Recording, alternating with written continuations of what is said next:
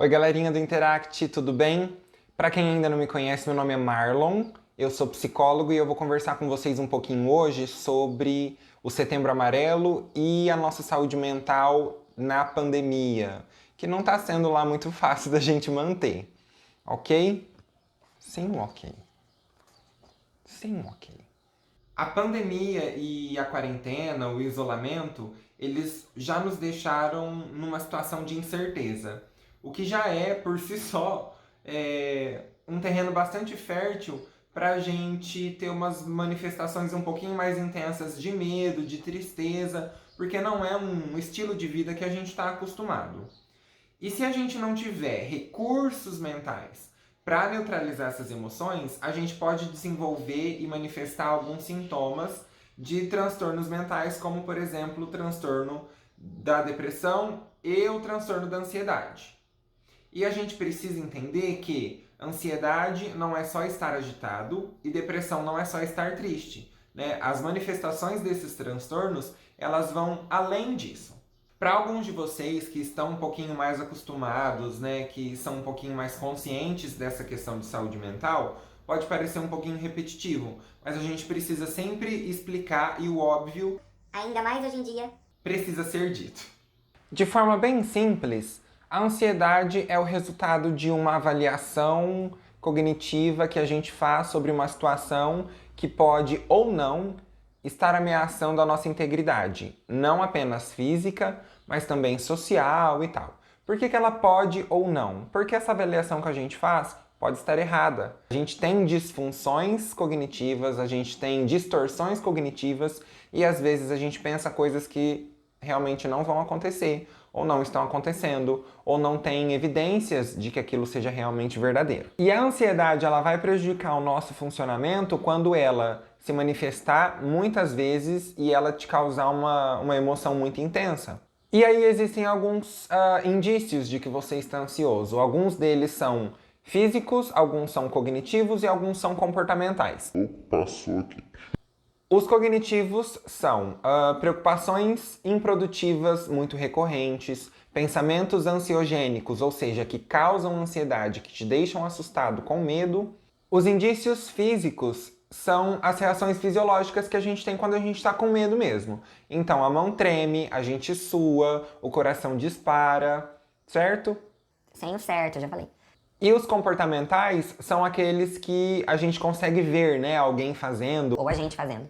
que são roer unhas, evitar algumas situações com medo do que pode acontecer lá, emitir comportamentos de busca de segurança. Então, por exemplo, eu só vou naquela festa se a minha amiga estiver lá.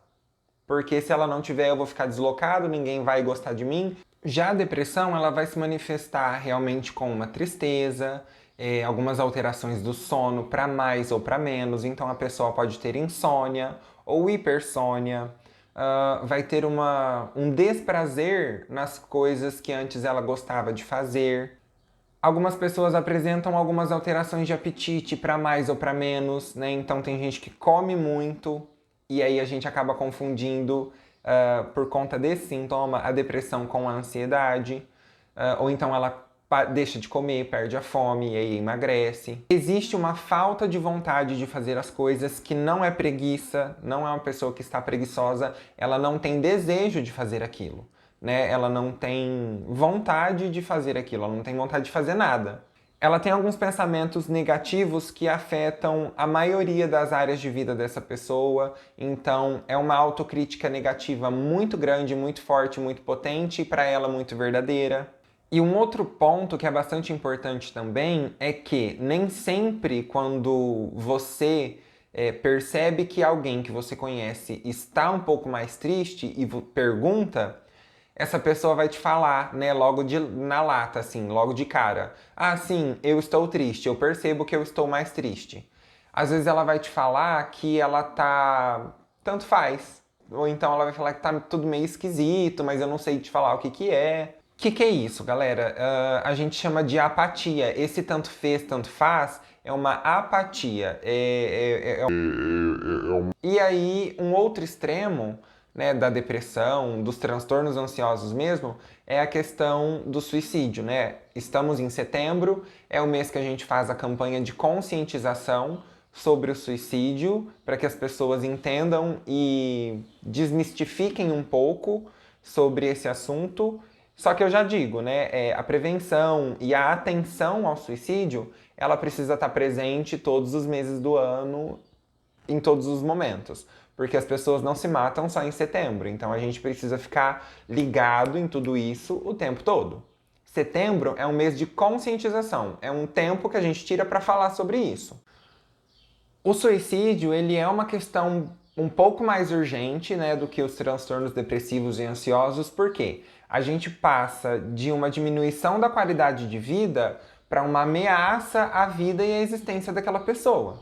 E aí, o X da questão é... Eu ia falar uma palavrão. Toda questão de saúde mental, ela é envolta, coberta por uma nuvem escura e ameaçadora que a gente chama de tabu.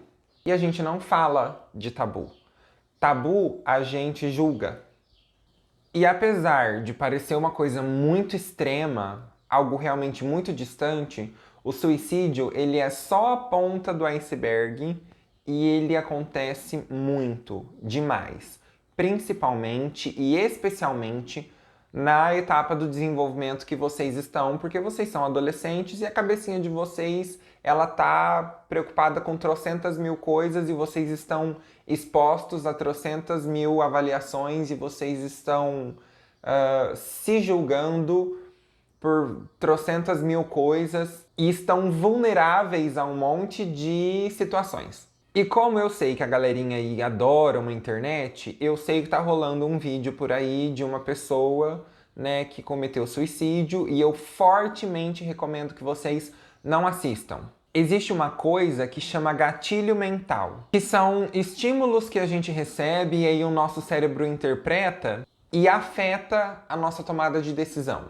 Então, se a gente está em contato com gatilhos negativos, a nossa interpretação e a nossa tomada de decisão vai ter um cunho e um caráter negativo também. Para algumas pessoas, entrar em contato com esse tipo de conteúdo é só mais um vídeo, é só mais uma leitura que eu vou fazer. Mas para aquelas que são vulneráveis ou apresentam algum tipo de predisposição a esse comportamento, pode ser um gatilho. Então, como a ideia aqui é diferente, eu vou deixar alguns gatilhos positivos para vocês, para que vocês resgatem ou mantenham a saúde mental de vocês.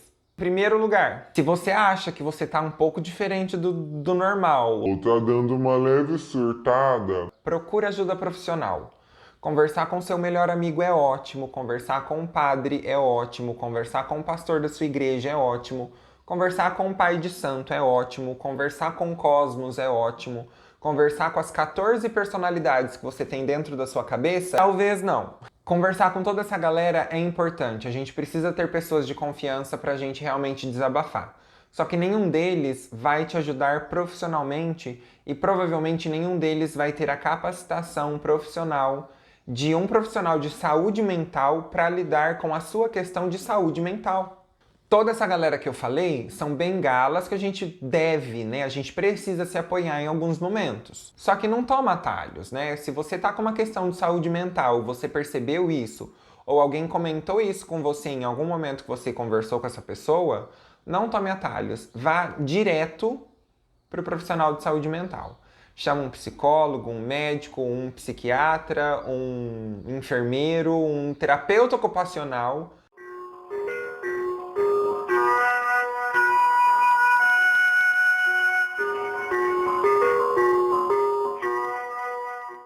Não procura métodos alternativos, porque tudo isso você vai fazer, às vezes te ajuda ali a se sentir um pouquinho melhor imediatamente, só que depois o sintoma volta, a manifestação volta, por quê? Ela não foi resolvida. Então marca uma consulta médica ou psicológica. As dicas para manter a saúde mental realmente não são difíceis de seguir, né? A mais hardcore que eu acho é realmente reconhecer que você tem um problema e que você precisa de ajuda e buscar ajuda, né? Então, assim, pegar o seu telefone e mandar uma mensagem para um profissional que você confia para pedir ajuda, para falar sobre questão de saúde mental, é o mais difícil.